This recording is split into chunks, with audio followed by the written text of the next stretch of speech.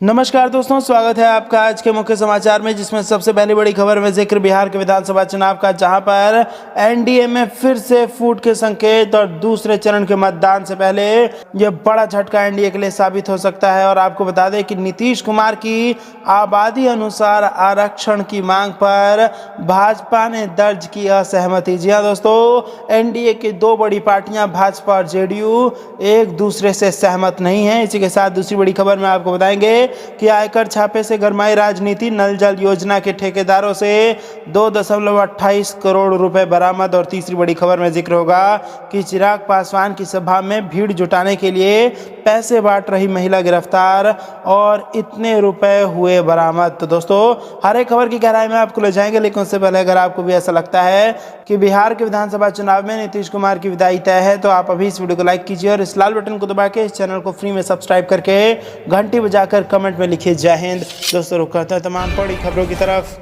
Bihar NDA में सब कुछ ठीक नहीं, नीतीश की आबादी अनुसार आरक्षण की मांग पर बीजेपी की असहमति। जी हां दोस्तों, बिहार चुनाव में एनडीए में सब कुछ ठीक ठाक नहीं चल रहा है। इसकी बानगी तब देखने को मिली जब मुख्यमंत्री नीतीश कुमार ने एक चुनावी सभा में जनसंख्या के आधार पर जातिगत आरक्षण की वकालत की, तो उसके अगले ही दिन केंद्रीय कानून मंत्री रविशंकर प्रसाद ने इस पर अपनी असहमति जता दी। नीतीश ने बृहस्पतिवार को वाल्मीकि नगर की चुनावी सभा में कहा था कि वो आबादी के आधार पर आरक्षण के पक्षधर हैं। सीएम ने इसके जरिए अति पिछड़ी जातियों को साधने की कोशिश की। इसके अगले ही दिन शुक्रवार को रविशंकर प्रसाद ने कहा कि भाजपा की सोच स्पष्ट है कि जो संवैधानिक आरक्षण है उसके हम पक्षधर हैं और हम समावेशी भारत की कल्पना करते हैं। हालांकि उन्होंने कहा कि नरेंद्र मोदी की सरकार ने अगड़ी जाति के गरीब लोगों को भी 10% आरक्षण दिया है। उन्होंने कहा कि केंद्र की सरकार सभी को साथ लेकर चलने की हिमायती है। जब पत्रकारों ने आरक्षण पर भी दूसरा सवाल पूछा तो रविशंकर प्रसाद ने कोई जवाब नहीं दिया और धन्यवाद कह दिया। दरअसल आरक्षण के सवाल पर बीजेपी को अगड़ी जाति के नाराज होने की आशंका है। मुख्यमंत्री और जेडीयू अध्यक्ष नीतीश कुमार ने दूसरे चरण के मतदान से पहले आबादी के हिसाब से आरक्षण देने की बात कहकर न सिर्फ बड़ा और गठबंधन दल की असहमति वाला बयान दिया है, बल्कि उन्होंने चुनाव में बड़ा दांव खेला है। उन्होंने कहा कि जहां तक जनसंख्या का सवाल है तो वह जनगणना के बाद ही तय होगा, वह मेरे साथ हाथ में नहीं है। इसके बाद उन्होंने कहा आरक्षण जनसंख्या के हिसाब से ही मिलना चाहिए और इसमें कोई दो राय नहीं है, हम तो चाहते हैं। उन्होंने कहा कि जिस समुदाय की जितनी आबादी है उसे उसी हिसाब से आरक्षण का लाभ मिलना चाहिए। सीएम ने कहा कि आप लोगों ने मुझे पहले भी काम करने का अवसर दिया है और आगे भी काम करने का मौका देंगे तो हम विकास कार्य जारी रखेंगे। बता दें, बीजेपी दलितों, पिछड़ों को जातिगत आरक्षण देने की पक्षधर ही नहीं रही है। रुख करते हैं अगली खबर की तरफ। बिहार चुनाव, आयकर छापे से गरमाई राजनीति, नल जल योजना के ठेकेदारों से 2.28 करोड़ रुपए बरामद। जी हां दोस्तों, बिहार में 3 नवंबर को दूसरे चरण के लिए मतदान होना है। इसे लेकर जहां राजनीतिक गतिविधियां जारी हैं, वहीं चुनाव के बीच आयकर विभाग ने शुक्रवार को पटना के प्रमुख 4 ठेकेदारों की कंपनियों पर एक साथ छापेमारी की। विभाग की छापेमारी में इनके ठिकानों से 75 करोड़ की अघोषित आय का खुलासा हुआ है। दूसरी तरफ नल जल योजना से संबंधित एक ठेकेदार के यहां से 2.28 करोड़ रुपए नकद बरामद किए गए हैं। आयकर विभाग ने पटना, भागलपुर, हिलसा और कटिहार में 4 प्रमुख ठेकेदार समूहों के यहां एक साथ छापेमारी की थी। चारों ठेकेदारों के यहां की गई छापेमारी में 75 करोड़ की घोषित आय का खुलासा हुआ है। इनमें से 2 ठेकेदार ऐसे हैं जो नल जल योजना से संबंधित है। इनमें से एक ठेकेदार के यहां से आयकर विभाग की टीम ने नकद 2.28 करोड़ रुपए बरामद किए। अधिकांश लोग जिनके पास अवैध दस्तावेज मिले हैं, वे उसके बारे में संतोषजनक जवाब नहीं दे पा रहे हैं। इस छापेमारी को लेकर जहां विपक्ष ने सरकार को घेरा है, वहीं एनडीए नेता का कहना है कि वो तथ्यों की जानकारी ले रहे हैं। भाजपा नेता भूपेंद्र यादव का कहना है कि पूरी पारदर्शिता के साथ नीतीश कुमार के नेतृत्व में सरकार चल रही है। वहीं केंद्रीय प्रत्यक्ष कर बोर्ड ने एक बयान में कहा, चारों समूह सामग्री एवं मजदूर की आपूर्ति में ज्यादा खर्च दिखाकर कर से बचते हुए पाए गए। अभी तक की छापेमारी में 75 करोड़ रुपए की घोषित आय का पता चला है। सीबीडीटी आयकर विभाग के लिए प्रशासनिक प्राधिकार है। सीबीडीटी ने बताया कि छापेमारी के दौरान 3.21 करोड़ रुपए नकद जब्त किए गए, जबकि 30 करोड़ रुपए सावधि जमा पर रोक के आदेश दिए गए हैं। बयान में बताया गया है कि 16 करोड़ रुपए की संपत्ति पर भी रोक लगाई गई है। सीबीडीटी ने कहा कि 1 एक मामले में इसने पाया कि विभिन्न पार्टियों को बिना किसी सेवा या आपूर्ति के साक्ष्य के भुगतान किए गए हैं। आयकर विभाग ने भागलपुर के ठेकेदार लल्लन कुमार और उनके भाई सुमन कुमार के यहां से अब तक 82 लाख रुपए नकदी बरामद की है। दोनों भाइयों के यहां से कई एकड़ जमीन खरीदने के सबूत भी मिले हैं। इनकी लोटस कंस्ट्रक्शन लिमिटेड नाम से कंपनी है। विभाग ने जिले की कई पंचायतों जल नल योजना में इन ठेकेदार भाइयों को मिले काम का वर्क ऑर्डर भी जब्त कर लिया है।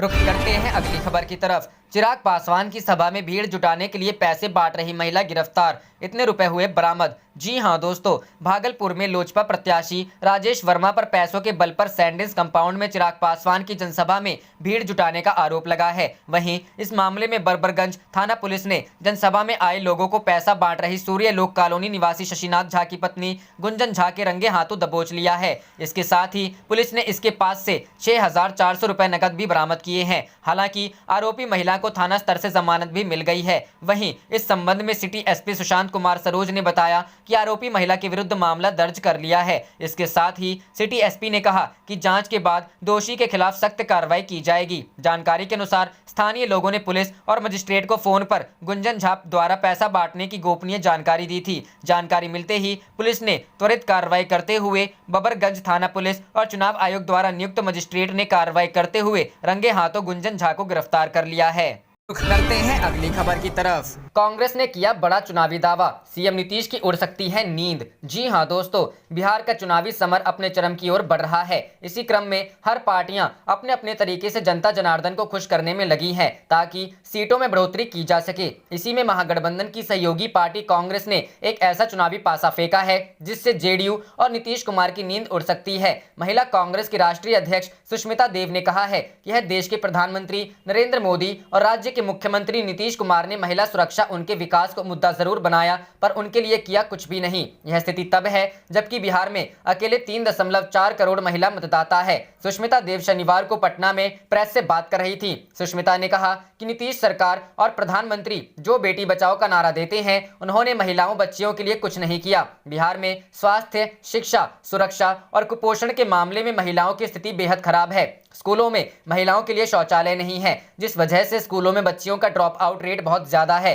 बिहार में मोदी जी का स्वच्छ भारत अभियान फेल हो चुका है। उन्होंने कहा नीतीश कुमार पहले अपनी सभाओं में जीविका दीदी की बात करते थे, पर अब जीविका दीदी नीतीश कुमार का विरोध कर रही हैं। उन्हें ना तो समय पर मानदेय मिलता है, ना ही दूसरी कोई सुविधाएं। नीतीश कुमार जीविका दीदियों को अधिकार नहीं देना चाहते हैं। उन्होंने जेडीयू प्रत्याशी मंजू वर्मा का नाम लेकर जेडीयू को आरोप के कटघरे में खड़ा किया। एक प्रश्न पर बोली कि यदि किसी भी दल ने ऐसा किया है तो इसका फैसला जनता करेगी। रुख करते हैं अगली खबर की तरफ। तेजस्वी का तीखा तंज, अब क्या महंगाई बीजेपी के भौजाई लागेली। जी हां दोस्तों, बिहार में 3 नवंबर को दूसरे चरण के मतदान से पहले राजनीतिक दलों के बीच वार पलटवार तेज होता जा रहा है। आरजेडी नेता तेजस्वी यादव ने शनिवार को महंगाई के मुद्दे पर बीजेपी पर जोरदार हमला बोला। समस्तीपुर में एक रैली के दौरान उन्होंने बीजेपी को घेरते हुए कहा कि आज महंगाई चरम पर है, प्याज का दाम शतक लगा रहा है। तेजस्वी ने महंगाई डायन खाए जात है गाने का सहारा लेकर बीजेपी पर तंज कसा। रुख करते हैं अगली खबर की तरफ। बिहार चुनाव, तेजस्वी ने एक दिन में 19 जनसभाएं करके लालू यादव का रिकॉर्ड तोड़ा। जी हां दोस्तों, बिहार में चुनावी सभाओं का दौर जारी है। शनिवार को विपक्ष के नेता और महागठबंधन के मुख्यमंत्री पद के उम्मीदवार तेजस्वी यादव ने एक दिन में 19 सभाएं करके अपने पिता और राष्ट्रीय जनता दल के अध्यक्ष लालू यादव को 16 सभाओं का रिकॉर्ड तोड़ दिया। बिहार में रविवार को पीएम नरेंद्र मोदी 4 चुनावी सभाओं को संबोधित करेंगे। तेजस्वी यादव ने आज 17वीं सभा को अपने निर्वाचन क्षेत्र राघोपुर में संबोधित किया। यहां तक वे हेलीकॉप्टर से आए थे। इसके बाद 2 चुनावी सभाओं को उन्होंने सड़क मार्ग से पहुंचकर संबोधित किया। राघोपुर की सभा में तेजस्वी ने कहा कि वे चुनाव प्रचार में अकेले एनडीए के 30 हेलीकॉप्टरों का मुकाबला कर रहे हैं। उन्होंने माना कि उनके पिता लालू यादव की न्यायिक हिरासत में रहने के कारण प्रचार का सारा भार उनके कंधों पर है, इसलिए उन्हें 15 से अधिक सभाएं करनी पड़ रही हैं। बिहार के इस बार के चुनावों में जहां नीतीश कुमार 4 से 6 सभाओं को संबोधित कर रहे हैं, वहीं भाजपा की तरफ से कम 1 दर्जन नेता अलग अलग 2 से 3 सभाओं को संबोधित कर रहे हैं। प्रधानमंत्री नरेंद्र मोदी ने अब तक 6 सभाओं को 2 दिन के अलग अलग दौरों में संबोधित किया। रविवार को वे 4 और सभाओं को संबोधित करेंगे। उनकी रविवार को पहली चुनावी रैली छपरा और आखिरी सभा बगहा में होगी। वहीं तेजस्वी अब आखिरी के 5 दिन हर जगह 15 सभाओं को संबोधित करेंगे। कांग्रेस पार्टी के पूर्व राष्ट्रीय अध्यक्ष राहुल गांधी मंगलवार और बुधवार को 4 से 5 सभाओं को संबोधित करेंगे। रुख करते हैं अगली खबर की तरफ। चुनाव आयोग से नाराज कांग्रेस ने खटखटाया सुप्रीम कोर्ट का दरवाजा। सीएम शिवराज समेत 9 भाजपा नेता के प्रचार पर रोक लगाने की मांग। जी हां दोस्तों, मध्य प्रदेश में उपचुनाव को लेकर सियासी माहौल गर्म है। इस बीच पूर्व मुख्यमंत्री कमलनाथ से स्टार प्रचारक का दर्जा छीनने पर कांग्रेस चुनाव आयोग के फैसले के खिलाफ सुप्रीम कोर्ट पहुंच गई है। कांग्रेस ने ई फाइलिंग के जरिए याचिका दायर की है। राज्यसभा सांसद विवेक तन्खा ने कहा कि चुनाव आयोग की कार्रवाई अलोकतांत्रिक है। आयोग ने बिना नोटिस दिए कमलनाथ को स्टार प्रचारक की सूची से अलग कर दिया। अब हमारी लड़ाई लोकतंत्र की रक्षा के लिए है। ई फाइलिंग के जरिए याचिका दायर की गई है। हालांकि सुप्रीम कोर्ट 2 दिन के लिए बंद है। ऐसे में ये देखना दिलचस्प होगा कि इस मामले में सुनवाई होती है कि नहीं। जाने से पहले आप इस वीडियो को लाइक कीजिए और इस लाल बटन को दबा के इस चैनल को फ्री में सब्सक्राइब करके घंटी बजा लीजिए। आप देख रहे थे आपका अपना चैनल धड़ाधड़ न्यूज। जय हिंद, जय भारत।